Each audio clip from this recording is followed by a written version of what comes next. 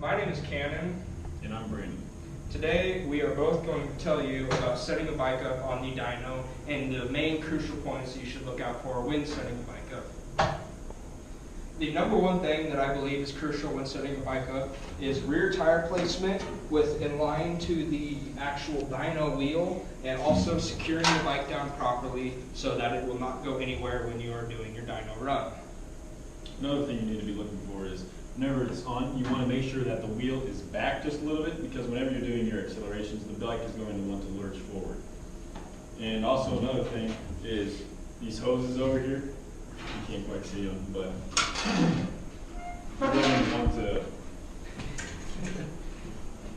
you're going to want to make sure that these hoses are clear of any sprockets, belts, and you're going to want to have high temperature hoses so that they're not going to melt on you and smell terrible. And you'll also notice that right here we put in this long bungee strap to grab this one hose, and that is to keep it off of the dyno wheel, because if that were to get sucked up, it would rip underneath the bike and potentially cause a lot of injuries. One main crucial tool when using a dyno that a lot of shops will use is what we call the air sniffer. We will not be using it on this bike because it cannot get past the catalytic converter, but what you will do is you hook up this machine right here. As you can see, we have a long air hose running to an air pressure system. When we turn it on, air flows through the machine and out here, creating a vacuum through this hose, and it will be pulling in the exhaust from the bike. But since we cannot get past the catalytic converter on this Harley, we will not be using it. But what it allows the dealerships to do is read the carbon monoxide and carbon dioxide levels that are coming out of the exhaust, and to make sure that they are compliant with that state's rules and regulations. And over here in the corner, of course, we have fans. We need as many fans as we can to keep that engine cool. And over here, if you don't have a fuel tank on your bike, this can actually pressurize the fuel. Most bikes can have around 45 pounds. 40 to 45 pounds to perfectly push fuel through the ignition system. Yep. And everything. That's what this little pump does, just pushes fuel into the bike so that you don't need a tank on it.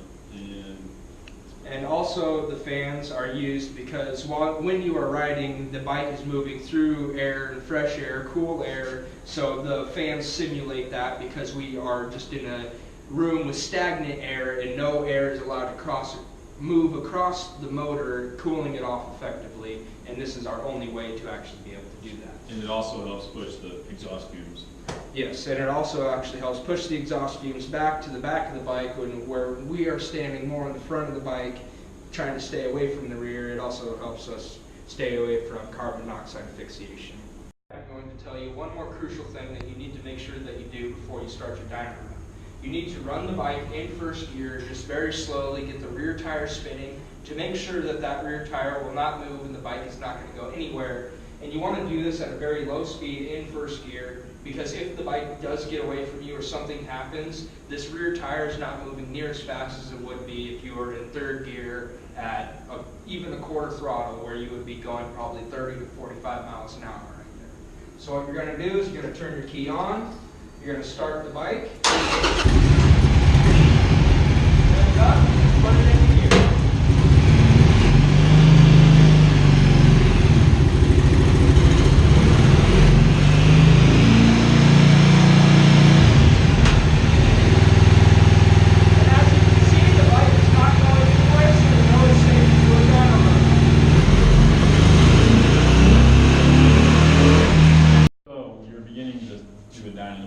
The bike, but before you do that, you're going to want to enter some credentials into the computer here.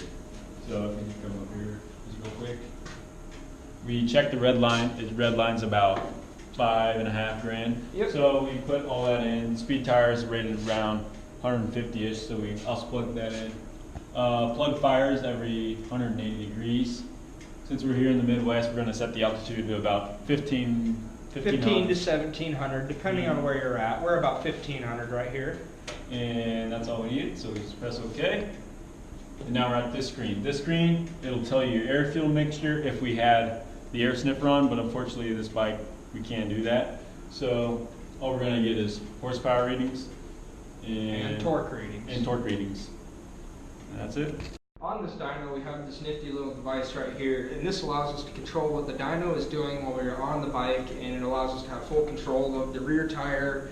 Our red button is a brake. If I hit that, you can hear that brake engage, and if I hit it again, you can hear it disengage. What that does is it actually is the dyno slowing the rear tire down, and it's not the bike itself, so it does not do any harm to the engine.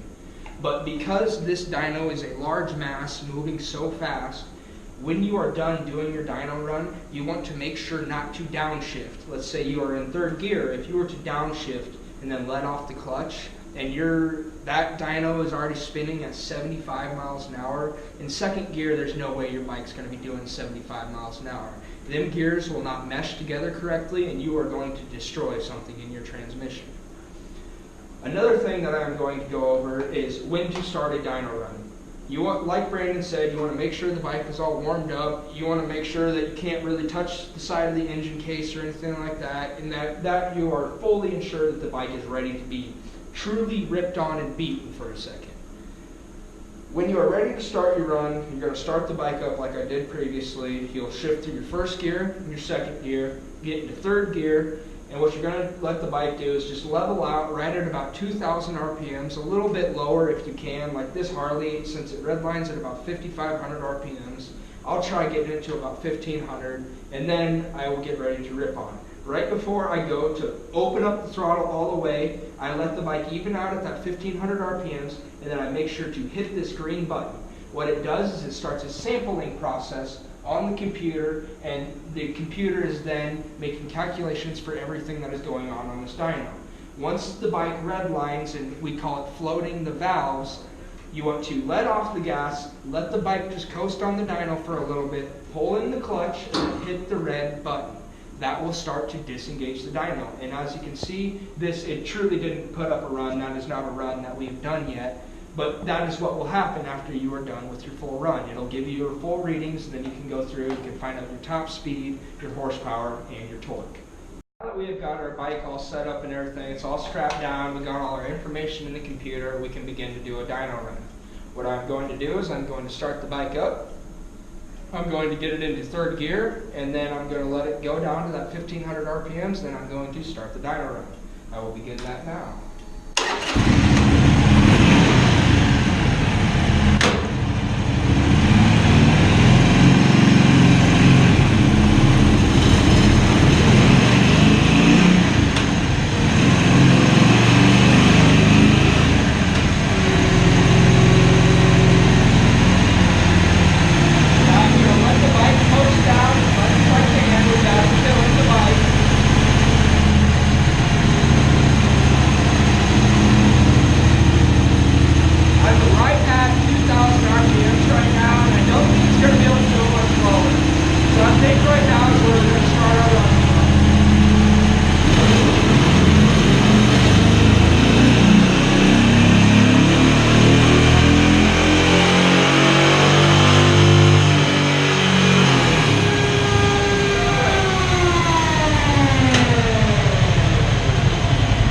Horsepower. That's it. This demonstrated is what we call a single gear run, where we pick a gear, usually third or fourth gear, because that's normally the closest 1-to-1 ratio when you are within the transmission when you are driving.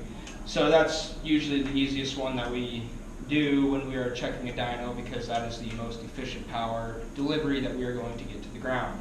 Another way that we can do it is we can do an all gear run, where we get the bike rolling in first gear, then we get it into second, and now in second gear we will go down to our 2,000 RPMs or whatever it is, and then what we do is we start our dyno run, and we literally run it all the way through every single gear, from second gear up through 6 if it has 6.